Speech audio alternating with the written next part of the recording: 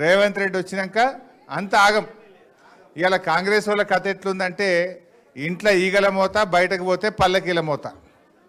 ఈ పంపకాల్లో తేడా వచ్చి మంత్రులు ముఖ్యమంత్రులు రోజు దనుకుంటురు.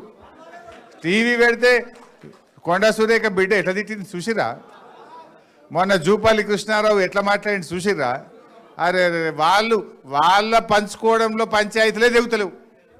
మొన్న ముఖ్యమంత్రి క్యాబినెట్ మీటింగ్లో మొత్తం వాళ్ళ బట్టలన్నీ ఇప్పి ఒకరు ఒక తిట్టుకోలేదని ఇవాళ కూడా ఒక పేపర్ పెద్దగా రాసింది. అంటే ఏం పేపరే? వాళ్ళు ఎట్ట దనుకున్నారు అంత రాసిండా? ఏ రకంగా దనుకున్నారు, ఎట్లా దనుకున్నారు, వాటాల పంచాయతీలు. వాళ్ళు ప్రజల గురించి చూస్తలేరు, వాళ్ళు దనుకోవడానికే సరిపోతలేదు. సో అందువల్ల ఇలా ప్రజలకు కూడా అర్థమైంది. అందుకే మళ్ళా కేసీఆర్ వస్తేనే ప్రజలకు మేలవుతుంది.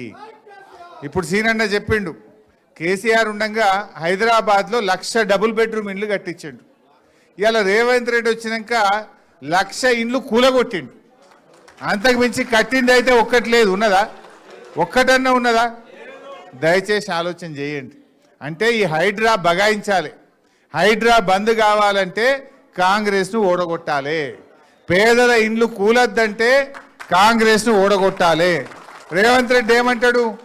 నేను 1,00,000 ఇండ్లు హైదరాబాద్లో బస్తీలు ఖాళీ చేపించిన, రాత్రి ఆదివారం పూట చూసి కూలగొట్టినా, అయినా నాకే ఓట్లేసి ఇంకిన్ని కూలగొట్టా అన్నాడా? రేపు అంటాడా? అరే నువ్వు తప్పు చేసినవురా, గరీబోళ్ళ ఇండ్లు కూలగొడుతున్నావు, పెద్దోళ్ళ కూలగొడతలేవు, మా గరీబోళ్ళు ఎంబడబడ్డావు అని బుద్ధి చెప్పాలంటే కాంగ్రెస్ను ఓడగొడితేనే రేవంత్ రెడ్డికి సోయొస్తుంది.